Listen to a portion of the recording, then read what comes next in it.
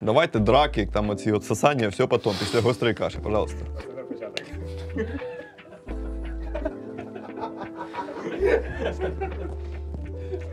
Ми сміємося з ними разом не тому, що ми дотичні до того, що озвучив. Ми не приймаємо участь у перерахованих процесах. Просто намагаємось якісь правила тут влаштувати, врешті-решт. Якось цей процес зйомки підігнати під якісь нормативи, тому що капець. Відбувається поза кадром таке, що ужас.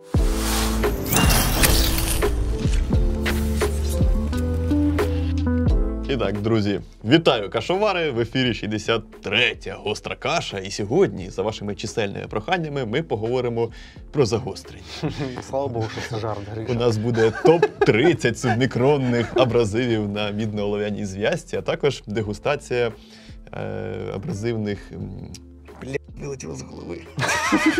Слава Богу, що слово вилетіло з голови Григорія Сої. І у нас не буде 1500 переглядів на 5-й каші по загостренню, якої сьогодні не буде, тому що сьогодні у нас цікава тема, яку ми давно не піднімали. Це колекції наших глядачів, підписників, фоловерів та просто друзів нажиманів. Правильно? Так, якось ця рубрика стартонула. І тривалий час про неї не згадували. Ніхто не хотів нам відправляти свою колекцію на огляд, всі боялись, вочевидь, думали, що вони не гідні цієї передачі. Але на нас вийшов пан Дмитро, наш постійний глядач, підписник, сподіваюсь, фанат гострої каші, і запропонував на огляд свою колекцію ножів, точніше, як не всю, а близько 10 екземплярів, на його думку, найцікавіших, з яких ми, власне, хочемо створити для вас цікавий контент. Ну, пан Дмитро виявився сміливим і в прямому, і в переносному сенсі. Раз все-таки порушив цю неприступну стіну і відправив свою колекцію після колекції Григорія. Унікальна сумка зразу, друзі, бачите? Таке вже фіг зараз де купиш. Zero Tolerance сумка для зберігання ножів. Але почнемо ми, як завжди, з пенька ганьби. Пеньок ганьби! Власне, те, заради чого 80% глядачів дивляться гостру кашу, а потім перемикають на щось інше. А потім кенсел. Так. Чесно кажучи, мені хочеться уникнути сьогодні рандомайзера, а поза чергою глянути цю коробочку. Добре. До речі, ножів нормально так не присилали. Там вже кількість накопичилась. Ти ж в кожній гострій каші згадував, що у нас нема ножів. В один період не було. Так, ось така от коробочка на пеньок ганьби. Пан Андрій Валерійович з міста Київ відправив нам в місто Київ. Записку. Відразу дивись. Записка. Тут емоційно, трохи з нецензурною лексикою написано, постараюсь більш пом'якшено все це сформулювати. Пацани, це грьобаний звіздець. Такого гімна давно не було. Вітаю ножову спільноту та свідків церкви Мікропітка. Мене звуть Андрій, мені 42 роки і я ножеман. Такий камін-аут, якби... Прям як ти. Серйозний. Один з моїх побратимів віддав мені цей ніж зі словами «Ти любиш ножі, захоплюєшся заточкою, тож можеш його привести до тями, загострити і користуватися із задоволенням». Побратим, я так розумію, на ножах не розумівся. Або хотів просто підколоти. Так, попередження, це, знаєш, написано на коробочці. Цілком відповідає, думаю, вмісту. Коли я розгорнув папір і побачив цей результат чиєїсь хворої підсвідомості, навіть несвідомості, бачиш, то до тями треба було приводити вже мене. Не знаю, чим керувався дизайнер, коли робив це рембоїдне лезо з руків'ям під руку 9-річної дитини, але поняття ергономіка тут відсутнє від слова зовсім. Я як не намагався затягнути гайку, елементи руків'я все одно бовтаються. Вони крутяться, так? Вони просто крутяться. Це щось з фільму «Куб», знаєш, там, де оці всі кімнати пересікалися. Так. Я не впевнений, що інженер і дизайнер мали такий задум, але впевнений, що мають чи мали однакові психічні захворювання. Я, звісно, люблю ножі, але ножова некромантія не входить в коло моїх захоплень. Сподіваюсь, ви не погидуєте та знайдете в собі сили знайти йому місце на пеньку ганьби, бо, здається, він свого часу був створений саме для цього. Дякую Андрію Григорію, а також усьому вашому творчому колективу за вагомий внесок в розвиток українського ножеманського руху. До нових зустрічей в магазині на Почайній, що вже став сімейним для моєї родини. Дякуємо, пане Андрію. Ну що там, розкажи тепер, що ти тримаєш в руках? Подивись на цей треш. Ну, мені хочеться почати з руків'я. Давай. Це хтось насверлив якийсь. Так, це текстоліт, наскільки я бачу. Очевидь, це текстоліт, який, ну, хтось хотів зробити наборне руків'я, чи як це називається українською? Набірне руків'я, але щось у нього пішло поза планом. І наразі все виглядає, знаєш, ну, можливо, це така задумка була, що це якесь адаптивне руків'я, яке ти можеш налаштувати під себе. Ну, знаєш, як шасі на високоточних гвинтівках. Ти можеш підігнати під свої анатомічні особливості, так і тут. Руків'я, яке ти можеш відрегулювати в 3 площинах, щоб тобі було якомога зручніше ним користуватися. Але це наступний крок в інститутах екстремераціо. Екстремераціо навіть і не підозрювали зі своїми 2 чи 3 інститутами, що можна робити ось так. Але поки що все це виглядає, знаєш, як ніж, який тобі приснився з температурою 39. Щось таке. Клинок – це окрема порнографія, це, ну, рекурвистий кліп-пойнт з... Це серейтор чи пилка? Це щось, ну, бобровий зуб. Бобровий зуб якийсь, я не знаю, не серейтор і не пилка, якась штука з... Гак для казанка, це ми вже знаємо. Ні, це не гак для казанка. Це стропоріз? Воно з натяком на загострення, це, напевно, стропоріз. Але на практиці це, знаєш, штука, за яку ти зачепиш шнурок і будеш просто смикати, тому що воно його не відріже. І отакі от повздовжні... Blood groove? Та ні. А для чого це? Ну, це ж наскрізний blood groove. Слухай, це ж для такелажу ключ. Я не знаю. Але подиви, яка гарда, подиви, який, ну, захист прям на 1,5 пальця. ФС такий, знаєш, прямо якогось. Плюс чойлик квадратний, який вам так подобається. Набір бреду в одному екземплярі. Квадратний чойл, який передбачає упор великого пальця в пилку. Клас. О, воно ще й розкручується якось. Прикольно. Тут ретейл якийсь. Навершя на різьбі. Вау. А текстоліт можеш зняти хоча б один, подивитись, що там? Так, воно Ой, там просто болт. Так, там просто болт. Шпилька з трохи нарізаною різьбою. Ну, так все це діло виглядає. Це реально хвора фантазія якась. Капець. Фантастика просто. Ну, у нас були, якби, багато таких ножів, які зроблені без смаку, а отут саме щось з психікою пов'язане. Однозначно. Не бажаєш його в руцях потримати? Давай. Пару коментарів від себе додати. З приводу ергономіки, можливо? Ну, ергономіка класна, як ти зауважив. Ось. Тут є ще класні вибірки, такі, на верхній частині гарди у нас така мікрокорона тут є. Ну, Влад, видно? Бачиш? Такий цілик, чи що це таке? Або цілик, або може, це як... мікрокастет, щоб завдавати шокуючих ударів. Там у нього якийсь секрет є. Якщо це цілик, то може він ще десь там і стріляє. Може це як НРС, цей російський. Слухай, це ніша для ртутної капсули. Або як у колодача, це цей далекомір. Можеш визначити по силуету людини, яка відстань до нього.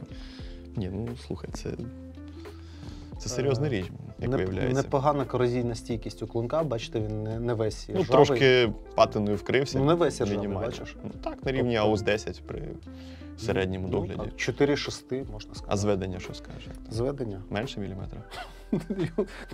Тут, до речі, немає ріжучої. Слухай, давай так, щоб уже добити наших глядачів, давай ти проведеш ножове парування і вибереш йому складаного компаньйона серед пенька ганьби.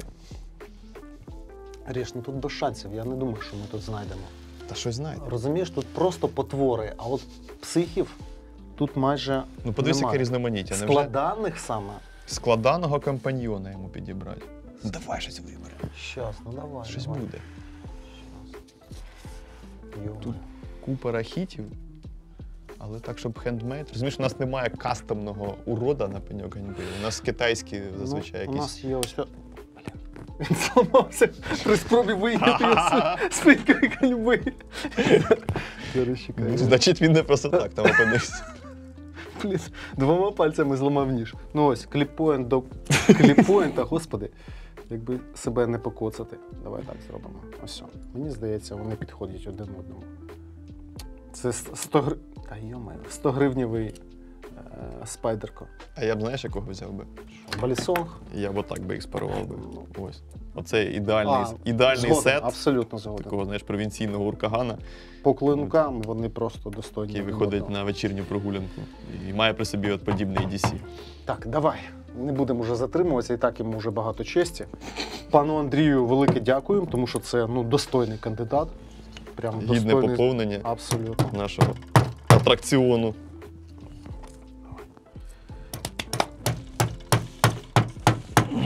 Так, забираємо це діло. Загалом, огляд колекції пана Дмитра. Якщо попередня сумка вартістю своєї перевалювала за $3000, то мені здається, ця коштує ще більше. Ну, мається на увазі ножі всередині. Ми Так. одним оком уже глянули на цю колекцію, друзі, і тому можемо оцінити. Одним оком. Другим зараз будемо Тут дивитися. багато прямо таких колекційних музейних експонатів. І це не просто там, знаєте, колекція якихось робочих ножів. Тут багато речей, які дійсно заслуговують от стати паличниками при всій моїй, знаєш, при всьому моєму нерозумінні такого явища. Але деякі з цих ножів я, от, коли тримав в руках, я розумів, що брати його з собою в якусь роботу це абсолютний нонсенс. Це річ, яка має бути просто як домашня реліквія. Наприклад.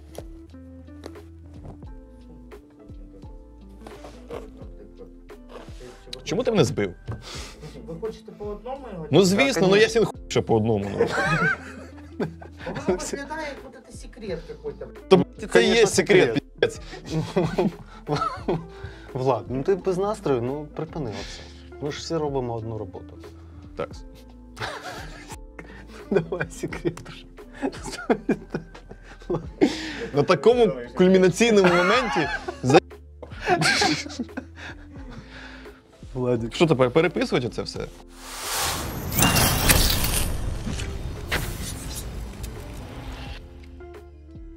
І без зайвих прелюдій почнемо огляд цієї колекції з, без перебільшень, легендарної моделі. Це C01 Worker від Spyderco.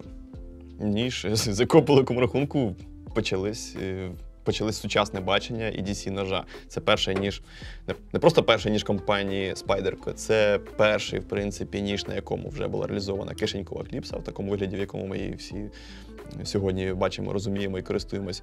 Було реалізовано одноруке відкривання, тобто і закривання. Тобто, по суті, одноруке оперування ножем. От, і це революційна річ. Даний екземпляр був винайдений в 1981 році, якщо Ну, не помиляюсь. презентували його Так, трошки він раніше. пережив масу різних ітерацій.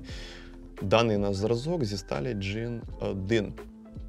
Японська сталь компанії Hitachi, якщо не помиляюсь. Так. Вона за хімічним складом є, по суті, ефтектоїдною сталюкою. Це щось подібне до 8 хром, але трошки більш хромоване, там, типу 8 хром 15. По великому рахунку на середньому сегменті сучасних ножів Spyderco вони використовують сталь від Carpenter BD1, BD1, як ми її називаємо, яка за хімічним складом і властивостями схожа на Jin 1 або Jin 2, як було у компанії Spyderco.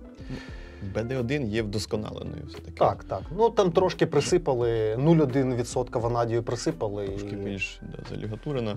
Вона гартується на 57-58 одиниць, тобто не сказати вона, що надто м'яка і не надто тверда. Ну, нержавіюча, живуча сталюка. Та і все це, Так. мабуть, сказати по чеснотам. Але це ніж, друзі, справді легенда і взірцевий приклад справжньої ножеманської колекції, тому що по великому рахунку кожен ніж на вашій кишені, який зараз є, завдячує своїй появі оцій моделі.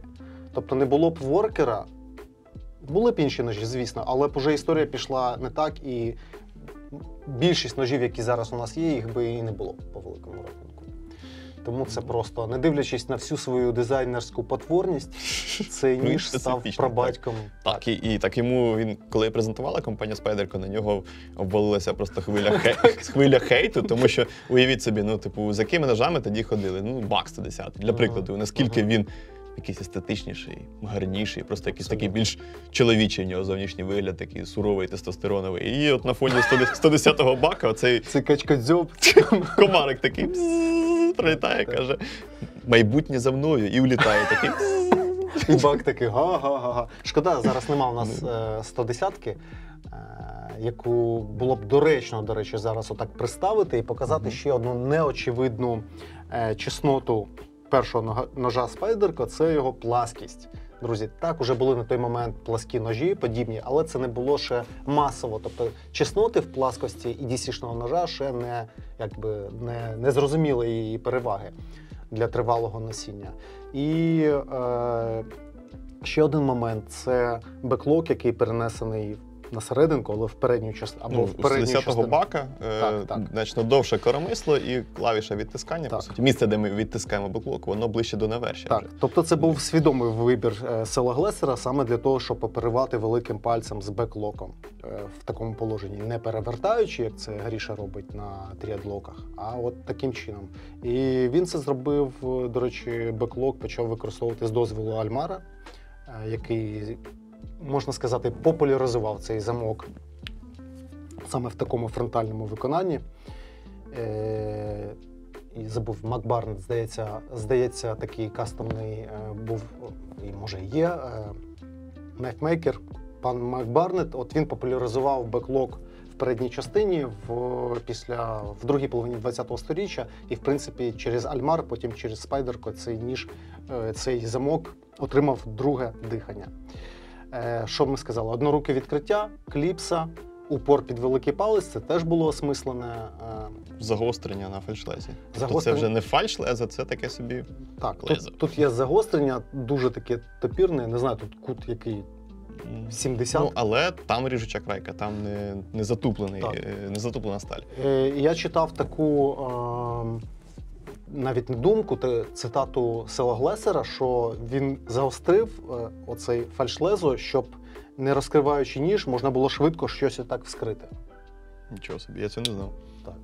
От таке цікаво. Ну, перша думка, да, це щось підчепити, отак Мгм. от зрізати. А ні, ніфіга. Тобто він каже, не розкриваючи ніж, був такий задум, щоб вскривати якісь пакування або якісь типу нитку перерізати. Розпускати якісь тканини, щось Мгм, таке. мгм. Цікаво. Ну, цікаво те, що слава цього ножа наздогнала через якийсь час. Тобто, вперше, коли він був представлений, на нього особливо уваги не звертали. Тобто, ножемани тодішні американські якось зі старту не оцінили отакий винахід, як кишенькову кліпсу і одноруке відкривання. І лише потім... Вибач, я переб'ю тебе. Про кліпсу згадав, що Сел Глесер теж казав, що він це підгледів з якогось брелка, який він носив на кишені, і на якому висіли ключі. Наскільки я це зрозумів, англійська вона така собі, це було щось типу ретрактора Угу. з кліпсою. І він такий, типу, я подумав, а чому б не перенести це на ніж? От що значить, знаєш, правильне відчуття речей.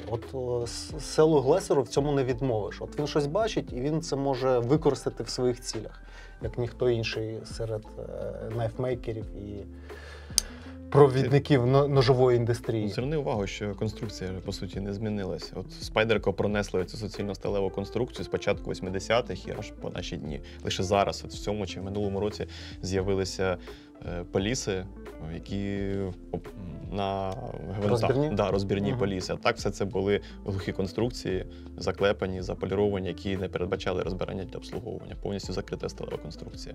Ну, це теж якийсь такий шлейф від бака був на той період, знаєш. Типу, ніхто не думав про розбірку. Пласка суцільно-сталева конструкція з беклоком. Скільки років вони це тримали на озброєнні. Угу. Ну, зовнішній вигляд капець. До речі, маленький клинок Сел Глесер казав, що він боявся саме через легальність ножа в той час. І він, собі подумав такий, менше 3 дюйми або менше, він не буде викликати ні у кого питань, давай зробимо такий. Можливо, він хотів і більше зробити. Це до того, що можуть бути питання, чому такий манюсінький клиночок. Саме через побоювання, що ніж буде нелегальним на той час. Типу холодної зброї. Легенда, ну що тут сказати? Так, я взагалі не сподівався навіть, що мені до рук потрапить воркер, що Так, можна буде так. його так близько оцінити, розібратися, що це за ніж потримати в руках. Загалом є можливість і вам показати, завдяки пану Дмитру. Так. Ми, до речі, вибудували таку певну хронологію, Так, за якою, можливо, пан Дмитро йшов теж, тому що тут є певний зв'язок. Наступний ніж – це Сі-36 мілітарі. Перша генерація. Перша генерація сталь 440V. Не 440 Сі, а CPM 440V. Це взагалі перша сталь, яка була використана для виробництва ножів мілітарі. Це порошкова сталь, в якій більше 2% вуглеця. Це С60В, так? Друга назва є. Чи- CPM. А не С-90, Ні, 60. С-60. Да, 60. Загалом зараз вона відома, значить, як С-60В. 440В – твердюща порошкова сталюка, високовуглецева, яка має непоганий спротив корозії, але при цьому просто неймовірно тверда і різуча. Вона вже давно не використовується, і наскільки я чув, читав, пам'ятаю, що її зняли з виробництва через те, що обладнання машинне, яке її обробляло, воно надто швидко втрачало свій важка ресурс. в обробці сталь, я теж про це читав. Обробка, шліфування цієї сталі, вона займала значно більше ресурсу. І це було невигідно. А слухай, це перша порошкова сталь, яка була використана на ножах? Після неї вже 30-ка пішла. Після неї 30-ка. Ну, в принципі, Spy Military – це перший в історії складаний ніж, який... В принципі, порошкову сталь використав. Так, перший, не знаю, як кастомі, перший серійний складаний ніж на порошковій сталі – це був Spy Military. Я наскільки пам'ятаю, це ж 96-й рік. А 60V була вперше Крусайблом була зроблена в 95-му році. Тобто це свіжа сталь, зразу пішла на свіжий ніж. Ну, який став проривним і віховим, не менш віховим, ніж Worker. Тільки вже для 90-х років. На кліпсі патент ще написано. Вказаний патент, да. Гвинти кліпсу під викрутку Philips. А тут, здається, 15-й торкс в осьовому, якщо не помиляюся. 15-й торкс. Да. Уявіть, зараз ці 4-ті, 6-ті торкси, 8-й в кращому випадку, 15-й прямо з автомобільного набору. В принципі, в цих двох спайдерко втілено багато чого, що стало підваленими сучасних ножів. Тут у нас Spider Edge, Serrator, який був трохи раніше, на Mariner чи Marine, я вже забув, як ця модель, друга, здається, після Worker була, а потім і на Worker був Serrator використаний. Але ось саме на великих спайдерківських ножах він став прямо таким культовим. Культовим типом крайки. Шикарний ніж. По відчуттям здається, що він трошечки якийсь вущий мені за профілем за сучасні мілітарі. Але загалом, що тут? Перша генерація Spy Military на 440 це теж такий собі єдиноріг в світі складаних ножів. Круто мати таке в колекції. Культова модель. І перш ніж ми перейдемо до наступного ножа, хочеться згадати одну історію, як воно все починалося. На початку, в середині 90-х, десь там, до Села Глесера. На Села Глесера вийшов представник секретного підрозділу американських бойових плавців і запропонував йому виготовити партію ножів для цього підрозділу, які б відповідали певним вимогам, серед яких був лайнер-лок, можливість відкривати-закривати ніж однією рукою, можливість працювати в рукавичках і можливість виконувати ефективно задачі по знищенню біоцілей. Сел Глесер. Він сказав, ваша дірочка нам сподобалась, маючи на увазі отвір в клинку. Сел Глесер відразу приступив до розробки цього ножа, але через якийсь час компанія Benchmade, до того, як на світ з'явився Spyderco Military, випускає модель під назвою Advanced Folder Combat Knife. Це був 800-та модель Benchmade. Це у нас в руках лімітка 11-го року, якщо не помиляюсь, на М390, і це 806-та модель. А ніж, який з'явився в 95-му, якщо не помиляюсь, це був 800-й був Benchmade, він був на лайнер-лоці, у нього ще метелик був тут в районі на верші. І з появою цього ножа 800-го на лайнер-лоці, цей військовий представник морських цих бойових плавців, він якось зник. І Сел Глесер більше не міг з ним вийти на зв'язок. Вочевидь, він тоді подумав, що, мабуть, Benchmade його обігнали в цих перегонах. Я, чесно кажучи, не знаю, як воно там було насправді, який ніж вони взяли на озброєння, але Spy Military, який розроблявся власне під ту задачу, він з'явився на світ в 96-му році і вже був власне презентований самоглесером як другий ніж на оснащенні військового, коли в нього вже є фіксований комбат. Ну там навіть лозунг якийсь був, типу, ніж, який, типу, вартий того, щоб дати своєму сину, коли він служить, щось, ну, в такому дусі, я пам'ятаю. Так. Слухай, а це хіба не пропонувався оцей дизайн Спайдерко? Вони не захотіли, і потім віднес, забув дизайнера просто, і він відніс до... Ні, Кріс Карачі. Кріс Карачі, так. Ну, як, заявляється, що його розробляли в співавторстві. Як покращений поліс, типу, от я таке пам'ятаю, що читав. В співавторстві з Крісом Карачі. Кріс Карачі – це американський військовий інструктор, там, дуже досвідчений дядько. От, також цей ніж часто був помічений в Фреда Перріна на його інструкторських курсах. Отак. І взагалі його позиціонують як вбивця мілітарі, з чим я не згоден, він трошки відрізняється. Але основна ідея цього ножа була зробити ніж для військового використання, який поєднував би в собі ідеально от як колючу роботу, так і розрізання того чи іншого матеріалу, живого і неживого. До 2000 року він виготовлявся, чи ні, стоп, можу помилятися, з круглим отвором. Якщо це модель 11-го року. Ну дивись, Селглесер казав, що бенчмейт платили йому відступні за круглий отвір. А потім вони, щоб не платити, почали робити овальні. Овальний почали робити, так. Ну і він, в принципі, натякав на те, що це, типу, якщо ви прикладете поліс до AFCK, то вони майже будуть зливатися там по великому рахунку. Ну, ніж просто безподобний, як на мене. Да. Axis Lock M390 – це у нас лімітка. М390. А перші вони що? Чи не з D2 вони робили? Ні, АТС-34. АТС-34. Перші були АТС-34, 95-й рік, на титанових лайнерах. Ну, по великому рахунку це аналог від G10. 154. Ну, так, це із тої же групи сталі, що від G10 154. Тут у нас М390 це 144-й ніж з 400. Лімітка. Лімітка, просто шикарний виріб. Так. Ергономіка просто шикарнюча. Просто шикарнюча. І знаєш, дивлячись на сучасні невеликі EDC-шники від Benchmade, відчуваєш якийсь, знаєш, типу, зрахітнення компанії Benchmade. Це ти про ні, вони гарні, вони пластмасові грібтілі, а не ці тарахтілки. В тому числі. Тут щось є таке, знаєш, впевнене, те, що не асоціюється з тендітним EDC сучасним. І воно зле і брутальне. Зле, видно, брутальне, що це робили, ергономічне. щоб різати живу плоть. Абсолютно. Шикарніший ніж. АТС-34. Це ж теж Hitachi сталь, здається. Я цього не пам'ятаю. По-моєму, Hitachi. Тобто кінець 80-х, початок 90-х, та, можливо, навіть до 2000-х японські все-таки сталі, вони мали свій такий солідний вплив на американський ножовий ринок.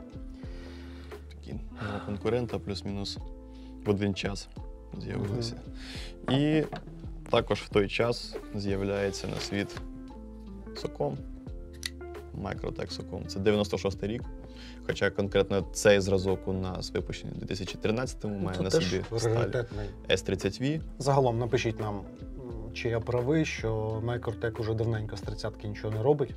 Я, чесно кажучи, не можу згадати, коли я востаннє на полицях бачив не вторинного ринку, що з 30-ки від Microtech. Модель Соком, вона дуже з різних сталей робилася, в тому числі і не порошкових, це і D2, і 440C, якщо не помиляюсь. І там з десяток сталей стояло на моделі Соком з 96-го року. І то знімали з виробництва, то знову починали виготовляти. І різні матеріали не тільки на клинку були, а й на руків'ї. В даному випадку у нас він з G10. Також він був з алюмінію анодованого. І тут цікавий замок, тут типу титановий фрейм, який сабфрейм з сухариком. Дуже цікава історія. І він значно більш витонченіший, мені здається, ніж сучасні Сокоми. Щось в ньому таке є. Ну, більш такий, з проникаючою здатністю більш вираженою. Легенький, дуже ніжний, дивлячись на повноцінні розміри. Тут теж якийсь Unrealний торкс. Це ж торкс? Чи це- 20-й. 20-й торкс. Але вже морфіонівські гвинти. Спеціально, щоб ви його не розбирали, а купували викрутку за 10 тисяч гривень. Ідеальна механіка. Ну, правда, вже в 13-му році така механіка була не рідкістю. Розкажи про історію цього профілю дизайну.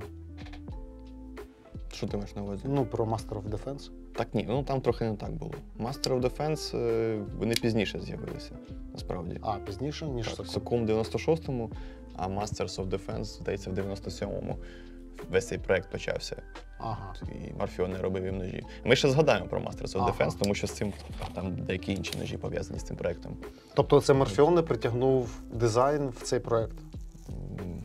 Не Чи нема зовсім таких? так. Ні. Ми тоді, коли говорили вчора з тобою, мені просто здалося, що деякі моделі від Master of Defense, от вони дуже схожі на Socom. І я щось припустив, що там що це дизайн від Марфіона там виготовлявся. Але насправді цей ніж, він ледь не з початку взагалі заснування компанії Microtech почав виготовлятися, саме модель Socom. Угу. А от серед ножів, ті, що робилися під брендом Masters of Defense, деякі моделі дуже нагадують Socom. І це пов'язано не тільки з схожим дизайном, а з просто з виробництвом на потужностях Марфіона. Розумієш, от ти бачиш ключові моменти, і от воно тобі нагадує. Ясно. Що ж, ще один Ще одна раритетний. легенда на рівні мілітарі. Тут прямо колекція так колекція. Людина зібрала всі легендарні ножі Угу. 90-х років. Які так чи інакше якось пов'язані з, скажімо так, немирною роботою. Чи принаймні так задумувалися. З пластилінгом. Угу. Так. Такс. Ось він.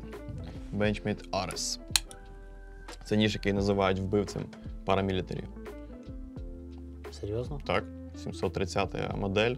Це у нас Ален Алішвіц, дизайнер. Ти зверни увагу просто. Дизайнер, але спеціаліст по знищенню просто всього живого на планеті Так, Земля, так. починаючи від його захоплення масою бойових мистецтв, закінчуючи військовою освітою, військовим досвідом і досвідом притом в різних військових справах, Оцей сферах. якщо ми вже згадали про Masters of Defense, то Ален Алішвіц, він робив для них ніж. Кастомний. Точніше, робив, походу, пан Марфіоне, а він пропонував дизайн. Це був фіксований ніж, просто такий, знаєш, для замашного рубання м'яса. Ну, ми фотку причепимо, я, чесно кажучи, не пам'ятаю, як він називається. От. А цей, він виглядає як такий мирний EDC-шник, хоча назва Арес, вона це ж якийсь там Бог війни. Бог війни. Арес. От. І в даному випадку у нас досить скромний за габаритами, але насправді досить хижий EDC-шний ніж за рахунок оцього спірпойнту. Ну, Елішвіца ж називають, в принципі, принаймні там в американському середовищі дизайнером, популяризатором тактичного EDC дизайнингу. Ну, щось середнє Ерні Емерсон не популяризатор, так. Терзугола, Боб Терзугола. Так, ми ж зараз про Елішвіца. В Штатах є ряд відомих ножових дизайнерів, які якраз таки от там, починаючи з 90-х років, популяризують тактичний EDC-ніж. Для різного, в тому числі пластиліну. Емерсон, в принципі, я б без EDC сказав би, просто тактичний. Терзуола, плюс-мінус згоден з тобою. Для мене складаний ніж на кліпсі – це EDC.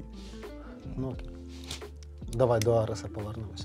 Так, Колір накладки, це перша генерація, наскільки пам'ятаю, так, і популяризація кольору, який ми знаємо зараз як бургунді. Перший, здається, був на АТС-ки 34-й. Я про накладки кажу. Шпаргалка була. На D2, здається. Ні, АТС. На АТС. Пишуть, що в 2000 році був представлений, і перший був на АТС-34. Це у нас на 154 CM, і це чи 2001, чи 2002 рік. Підожди, здається, оцей парубок був перший на D2. Цей? Угу. Бо я пам'ятаю, що про якийсь з них. Скоріше за все, ти правий. Тут АТС була, а там D2. Бо через цей дизайн почала популяризуватися D2 на EDC-ножах.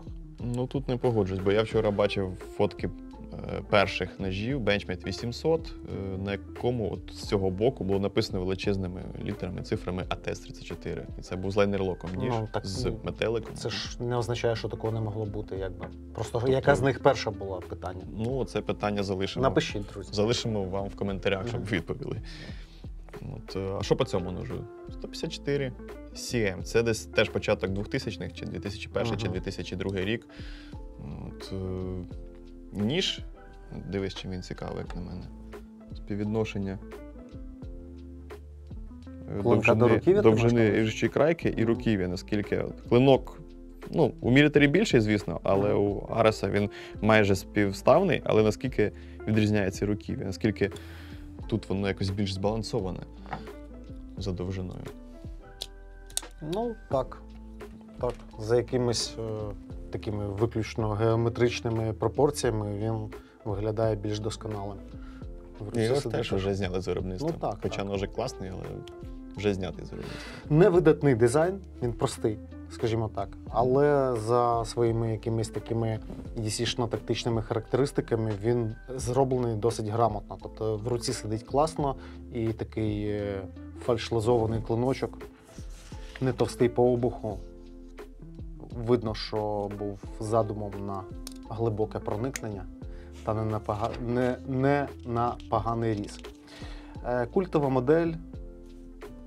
І не в останню чергу завдяки пану Елішвіцу, який обкатав фабричні свої вироби з компанії Benchmade, а потім пішов головним дизайнером в компанію Hawk і випустив ряд культових моделей теж. Хоча, здається, до сих пір він кастоми теж робить.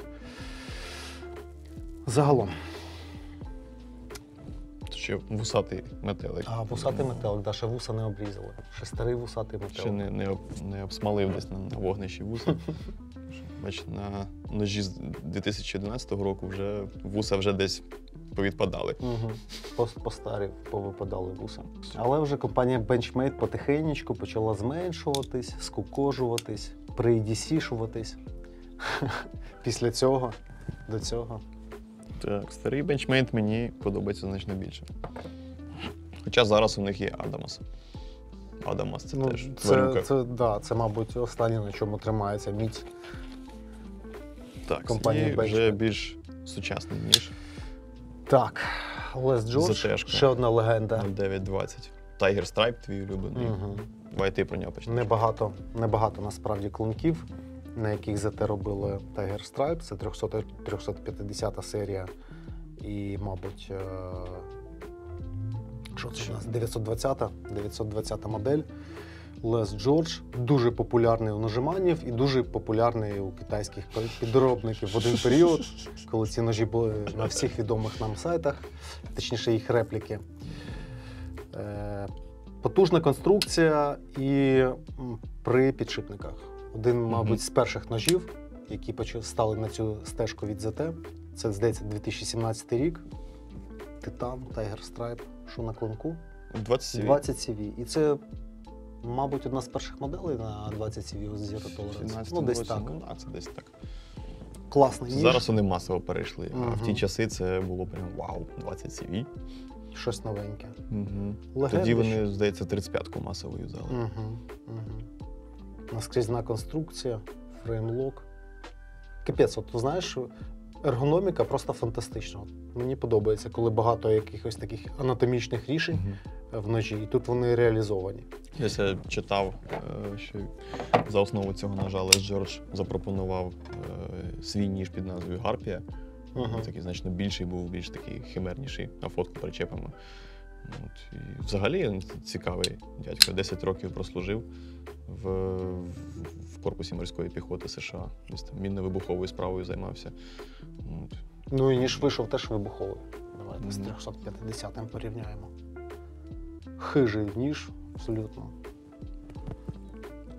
Ухватистий, хижий, потужний. І як бачимо, підшипнички то не висипались на тактику. Хоча ми не знаємо про його долю, можливо, він не працював багато. Але на ньому є сліди експлуатації. Він, якщо і не багато, але він десь працював. Місцями потертий, такий не зовсім полочник. От, видно, що цей був на EDC значно частіше, ніж 2 бенча і 2 спая.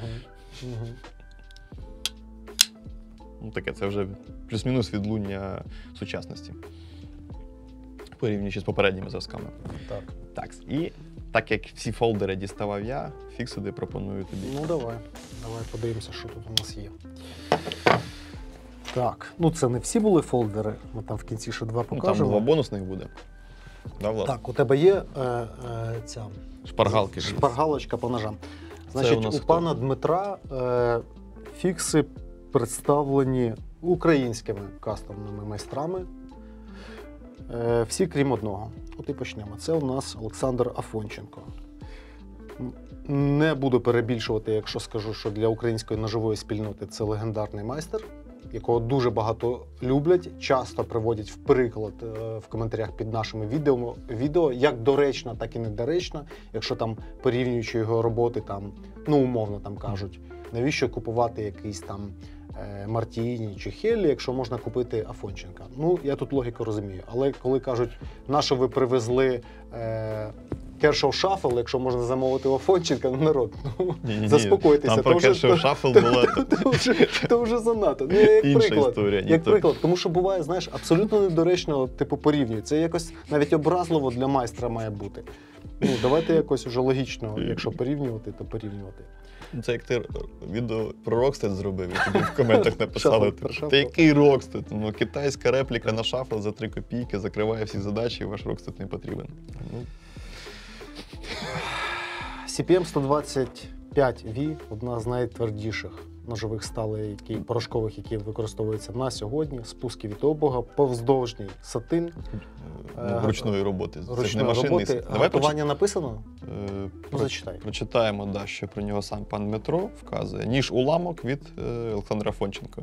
Планувався як ультимативний ніж мрії. Ним і став. Ну, це, я думаю, ніхто з цим не буде спорити. С125V з кріобробкою, твердість не вказана. Повздовжній ручний сатин. Думаю, не варто казати, яка це робота по такій стилюці була проведена. Піхви подарунок виготовив мій друг Іван. Івану привіт. Івану привіт. Піхви, до речі, прикольні, мені подобається, зроблені так добре. З рунами такими. Мгм. Був такий випадок, пише. Пише мені Іван, типу, Діма Сорян закінчував роботу з піхвами, і ніж у мене випав із рук на підлогу ріжучою крайкою на сталевий кутик. Підзнімемо, покажемо, що там з тою крайкою. Не скажу, що посивів, але щось таке. І скидає фото. Не так страшно, як я думав, але цей артефакт вирішив окремо не перебирати, а поправити вже під час чергового загострення. Ну тут видно. цю Я коли коцку. перший раз побачив цю коцку, мені, знаєш, це спало на думку, що, можливо, хтось на спірцвяха рубав цим ножем чи щось таке. Модний металізований карбон, напишіть, як він там називається, Fat Carbon, Silver Twill чи що там ще. Проставочки, здається, з G10 жовтого, фігурні піни, зашліфовані, заполіровані. Ну, ювелірна робота. Тягне на ніж мрії. Ну, я думаю, в співвідношенні зі сталюкою, я думаю, так. 125-ка, високі прямі спуски на ручному сатині, Ну, тонко зведений. Універсальна геометрія, в принципі. Ну, більше для різу. Звісно, ну, ще й на такій сталюці. Угу. Може бути. Ну, якесь ще потужне парування до нього, і тоді взагалі 2 ножа мрії. А що б ти його сюди запропонував? Та тут, мені здається, є у Дмитра парування до нього. А з цих ножів ти б якийсь взяв би на парування до цього? Ха-ха-ха. Хороше питання, хороше питання. Лариса, може. Та щось би потужніше б хотілося б. Може, якраз не Ареса, може якраз... Воркера? Воркера, да, все робить воркером, а не це тільки любуватися. Ну, таке потужне парування. Та Сокома, мабуть, би взяв би. Взяв би соком. Ну, да. І це було б твоє парування мрії. Мгм. Ну, з цього, ти ж мені даєш з цього вибрати. Да. Ну, таке парування. Ні, ну шикарна робота. Тут якби один з найкрутіших наших майстрів. Мати від Ну, от нього ніж це. Дивлюсь на цей ніж і не Багато знаю, до роботи. чого тут можна придовбатись. Руків'я оптимальне за об'ємом. Є розширення ближче до навершя. От, тобто він шикарно просто лягає в руку, знаєш, його не забагато, не замало. Ергономіка і, ну, як це сказати, баланс по масі просто шикарний. Геометрія універсальна, тобто поступове зведення до вістря. Угу. Ну, Так, вістря на такій твердості, воно не передбачає прям якусь варварську грубу роботу. Якщо там забивати його, як деякі люблять, в дерев'яшку і давати бокове навантаження, воно, скоріш за все, відлетить. Але я думаю, людина, яка собі може дозволити такий ніж, як робочий інструмент, вона розуміє, що так робити не потрібно. Відповідно, цей недолік можна не вважати. Та я думаю, що в принципі ножі від майстрів такого рівня, як Олександр Афонченко, вони в принципі не можуть мати недоліків. Ну, точніше, один це ціна, але це ціна за роботу. Самі розумієте, якого рівня. Так, що там далі у нас по списку? Так, Ми в довільному порядку. Так. Так, давай ось цей подивимося. Ось пара до ножа Афонченка.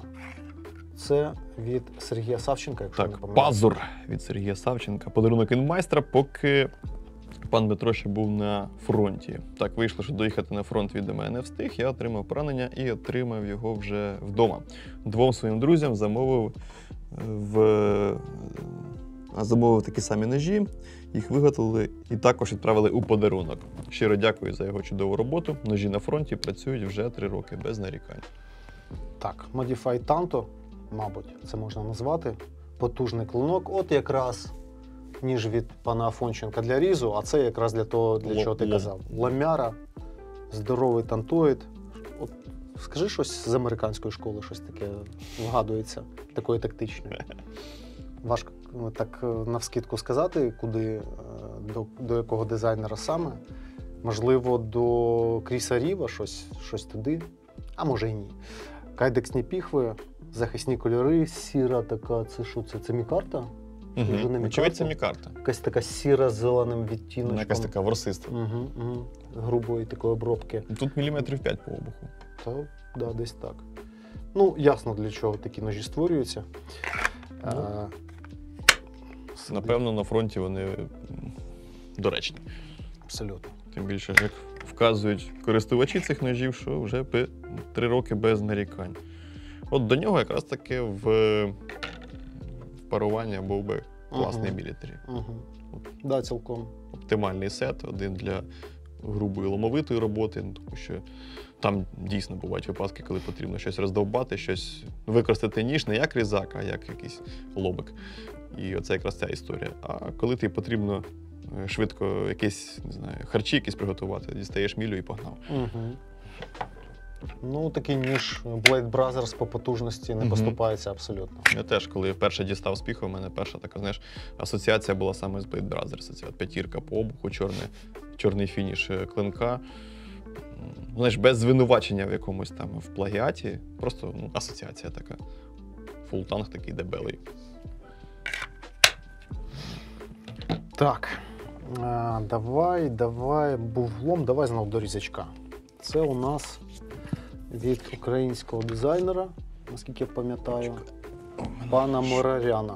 Так, ніж від майстра Івана Мораряна.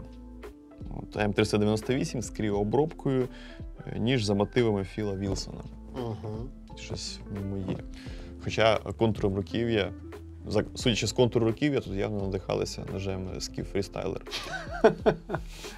Так, робочий чойлик, абсолютно різуча геометрія, пузатенький такий клиночок дроппойнт, як я люблю, М398, повздовжній сатин, заполірований джетен з темними проставками, мабуть, теж з джетену.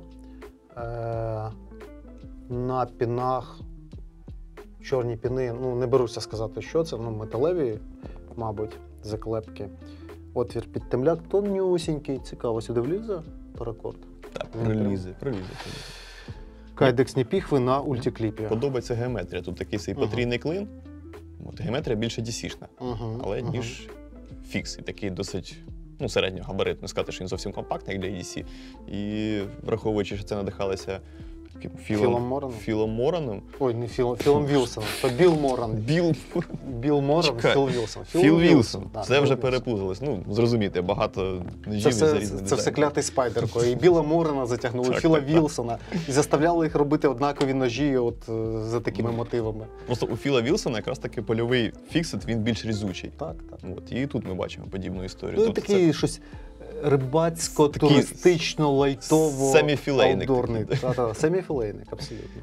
От. І тут подібна історія. Тобто середній з габаритами, аутдорний фікс-різак. Угу. І М398 з кріобробкою якраз таки натякає, що давай щось поріжемо цим ножем. Це вам не 8 хром. І класний. Ну, друзі, тут мало що можна сказати, коли ми тримаємо кастомні ножі від класних українських дизайнерів. Ну, що тут? За що його хейтити? Ну, нема за що хейтити. Хочеться лише похвалити. Довершений ніж, на який було витрачено багато часу і багато знань. Знову такий цінник, але що не зробиш заради ножа, який тобі подобається. Так, тому то і річ. Класний ніж. Ну, от він такий насправді досить делікатний, знову ж таки, бачу, у нього вістря таке прямо, голочка. Угу. Це ніж для тих, хто розуміє, як ним користуватися. Не для грубої роботи. Угу. Я думаю, на таких одиницях твердості це не для длубання. Але можна, не знаю, декілька кілометрів ковбаси нарізати таким ножем. Влегко просто, влегко.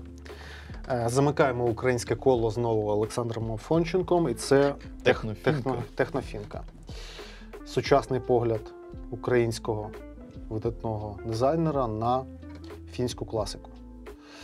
І ось ми бачимо отвір на руків'ї, який компанія Топс використовує для вогняної дрілі, для лучкової, ставлячи туди свердло.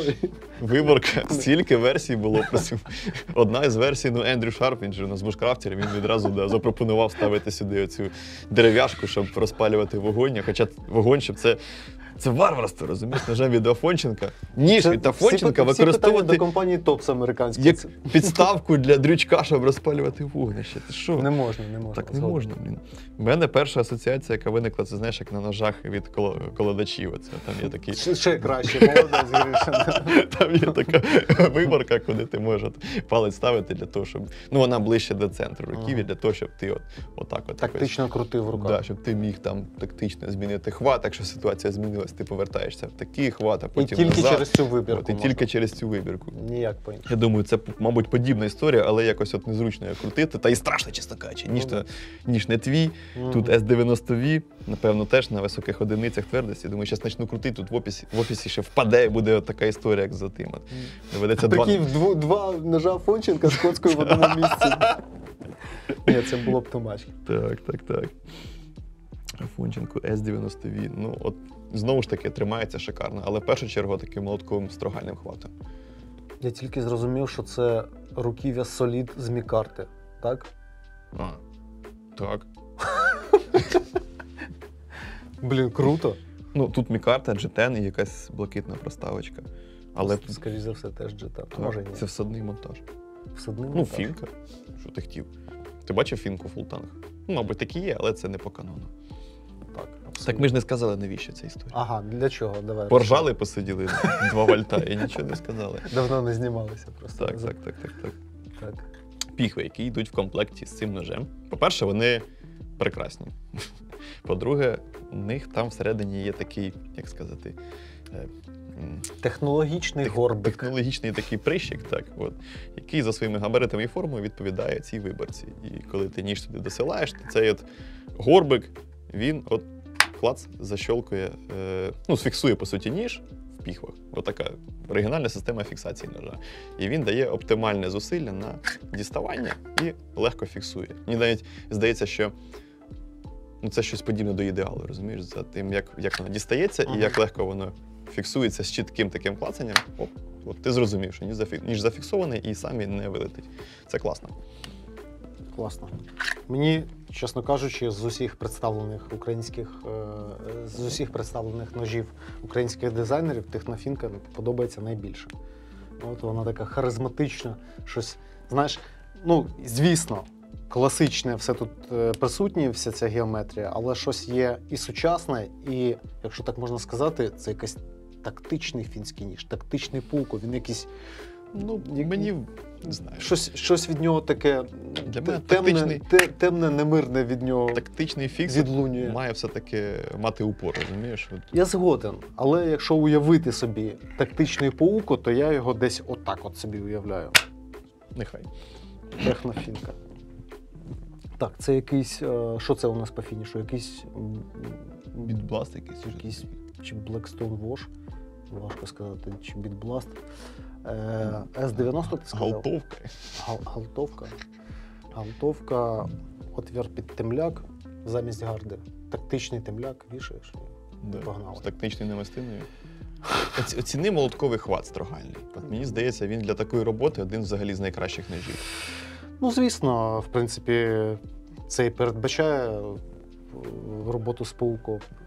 Тут є, звісно, трошечки у нас рікасо, тут є цей заточний чойл, вони скрадають, може, міліметрів 8 довжини крайки, але абсолютно не критично. Абсолютно не критично. Тим паче, що на них можна винести палець і все одно працювати. Ну, кастомний ніж, друзі, ну про що ми говоримо? От кілька планів хай Влад дасть, щоб ми подивилися на цю красу, да і все.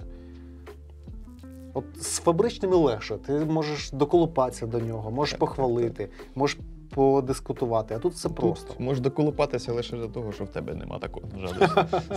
Абсолютно. Так. Ох, цей Олександр Афонченко зі своїми досконалими ножами. Я кожен раз, як тримаю в руках його вироби, мені дуже хочеться мати і в себе щось таке, скажи. От воно близьке до ідеалу. Цікаво, скільки у нього черга, на який... За рекламу нам не платили, якщо що.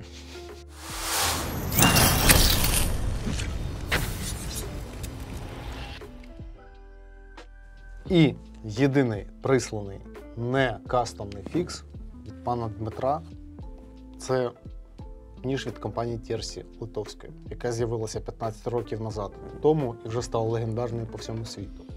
Американці з'їжджають з розуму від цих ножів. Дуреють ці прикольки. Європейці теж. Українці, по великому рахунку, навіть в наших, знову-таки, коментарях теж постійно там Lion Steel. Який Lion Steel? TRC. Хлопці, TRC, привезіть TRC.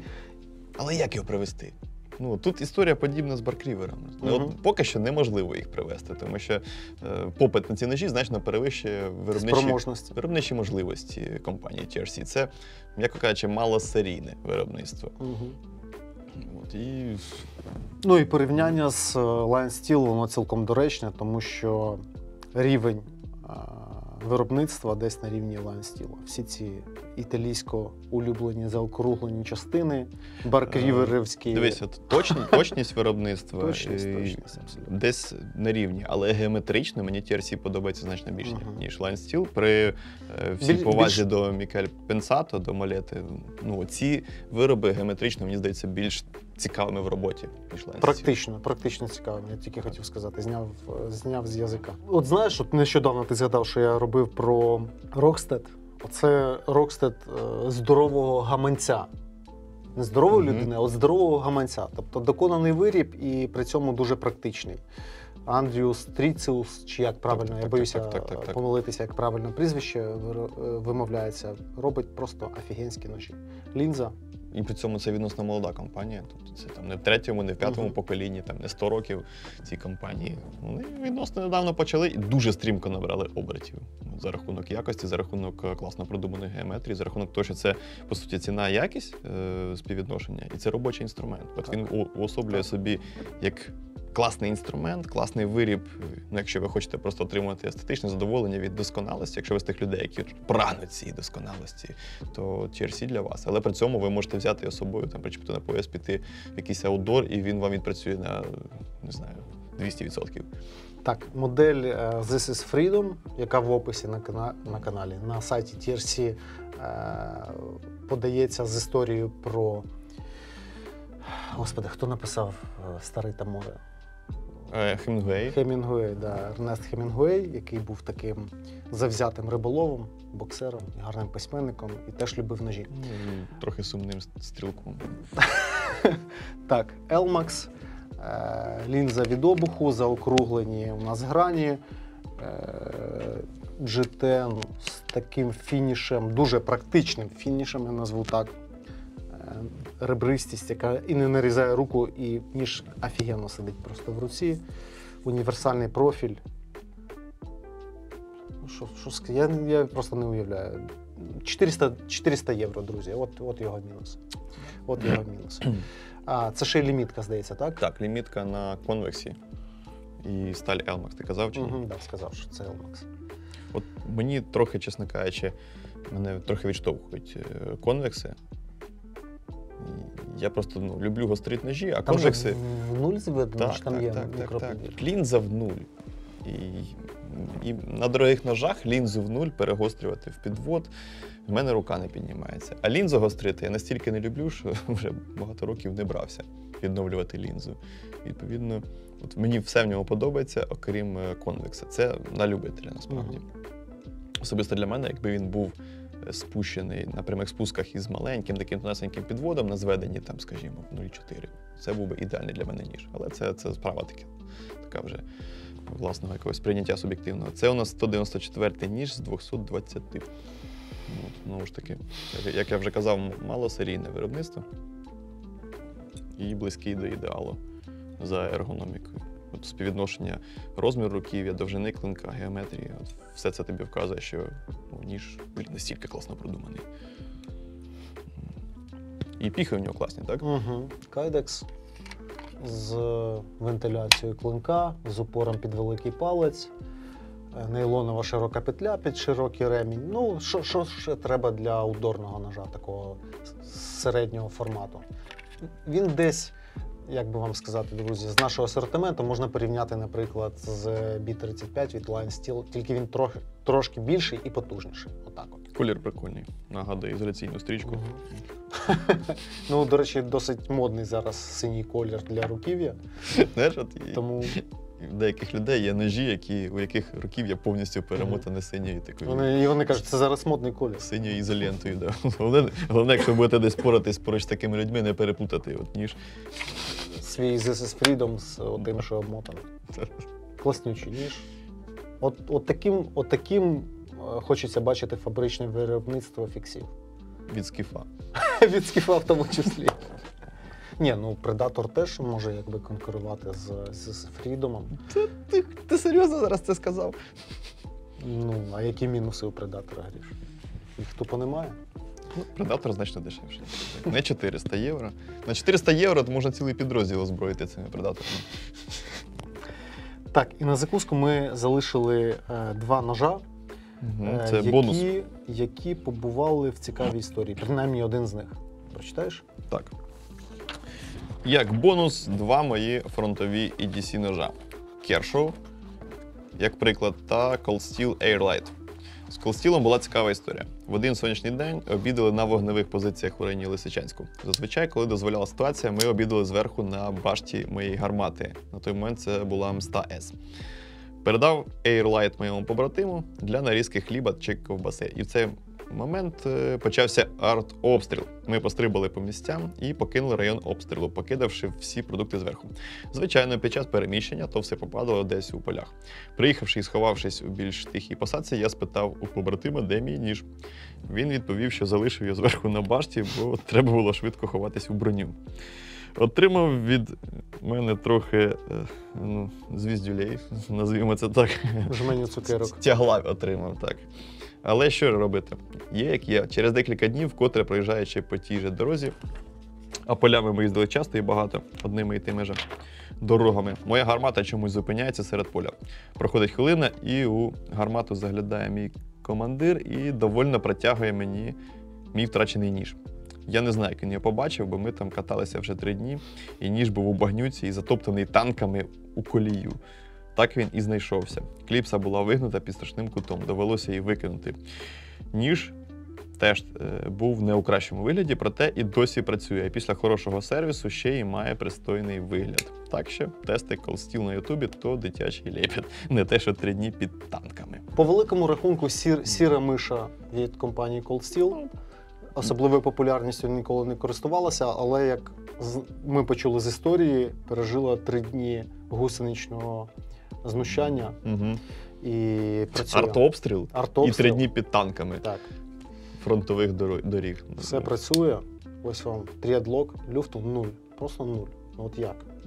Кліпса тільки здохла і все. Ну, така ж сіра миша, я коли робив відео про ці ейрлайти, Тантоїд мені, чесно кажучи, не сильно сподобався. Тому що тут тут щось як у екстремі, розумієш, якийсь він такий не сильно колючий. Я не люблю такі тантоїди, Там чесно кажучи. дроппойнт є ще, А є дроппойнт. І дроппойнт, він за розміром, так само, як і цей, подібний до ендури, має тріадлок замість беклоку і вартість близько 100 американських доларів. Сталь AUS 10.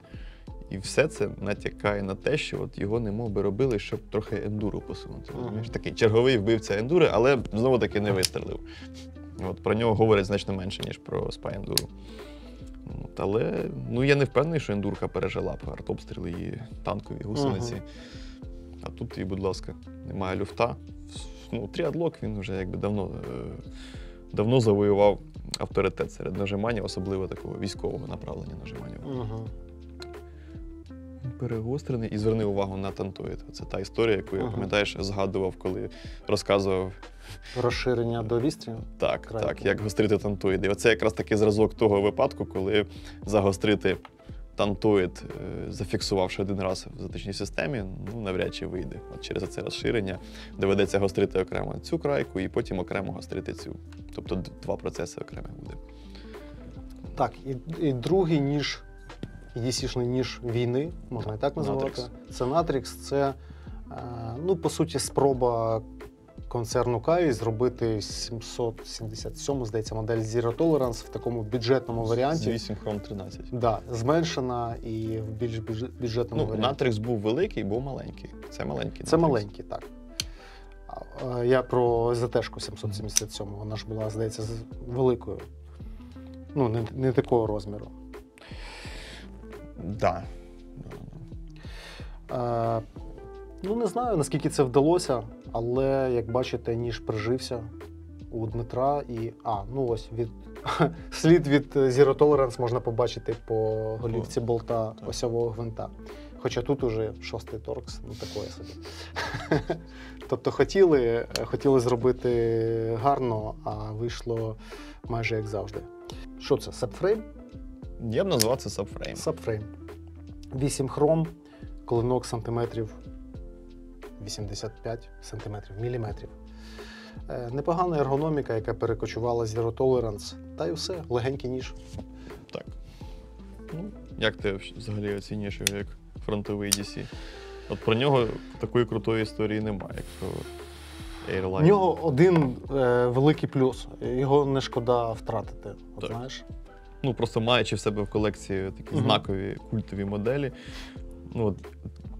не знаю, щоб міля на 440V десь 3 дні під артобстрілами валялась. Шкода, розумієш? Це вже річ така, що ледь не в музеї. А Natrix – це Kershaw, дешевий ніж із 8 Chrome 13, але при цьому він збитий, міцний, як показує бачиш. І профіль у нього різучий, якраз такий ковбасно-бутербродний профіль. Різучий. Я не здивуюся, якщо це було парування у пана Дмитра, тобто ломовитий такий Airlight, яким можна в цинк загнати вістря, і хлібчик, ковбаска, помідорчик. Це виглядає дійсно як відкривачка для цинку, а це як нарізачка помідорчиків. Да. І от вам ще одне. Забагато парувань. І при цьому обидва ножики легенькі і не обтяжують кишені. Так. Що ж, друзі, шикарна колекція. Я не знаю, тут на кілька сотень тисяч гривень, мабуть, якщо це продавати десь як колекційну цінність. Можливо, там і на 3 сотні потягне тисяч гривень. Ми дякуємо Дмитру за чудову колекцію, непересічну далеко, з рідкісними екземплярами, особливо історичними. Це прям потримати для мене воркер в руках, це для мене особисто великого вартує. І ми хочемо віддячити і від себе, і від вас, глядачі, Дмитру, і підтримати збір. Який, Гріша? Так, пан Дмитро, як ви вже зрозуміли, він був в лавах ЗСУ. Зараз він, скільки я розумію, після поранення проходить реабілітацію і, окрім того, що він колекціонує ножі, він ще й збирає гроші на реп для своїх друзів, які зараз перебувають, власне, на лінії фронту. Тому ми хотіли б трохи пропушити, прорекламувати його збір на цей реп в рамках нашої гострої каші. Це для 26-ї артилерійської бригади. Збір на 250 тисяч гривень. Прикріпимо QR-код, залишимо посилання в описі під відео і, будь ласка, ну, там, закиньте по пару гривень, щоб трошечки цей збір якось швидше просувався. Це на РЕП це дуже важливо, тому що від цього залежить, власне, і транспорт, і життя бійців, які перебувають безпосередньо там під атаками FPV-дронів. Ну, я думаю, і сьогоднішня колекція, і сама потреба, вона заслуговує на те, щоб підтримати цей збір.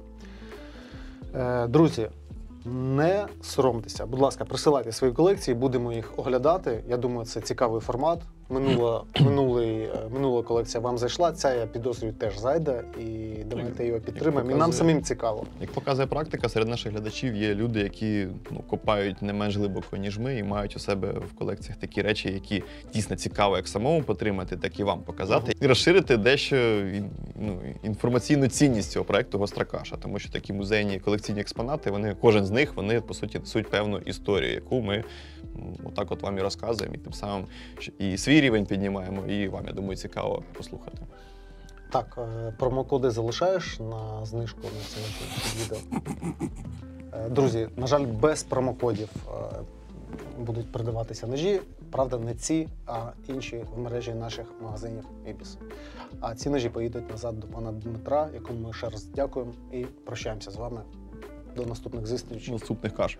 До 64-ї каші. Пока!